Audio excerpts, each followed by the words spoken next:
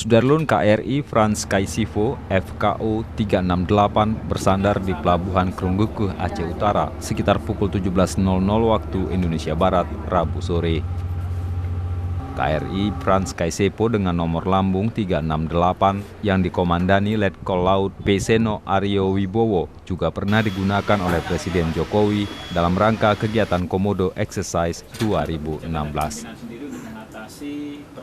Tahu tentunya ini pertimbangan dari pimpinan menggunakan KRI yang mana untuk melaksanakan latihan. Intinya semua kapal, semua KRI kita siap untuk melaksanakan tugas baik itu operasi maupun latihan. Kapal perang multifungsi tersebut singgah setelah patroli mengarungi lepas pantai Selat Malaka untuk mengamankan batas laut Indonesia.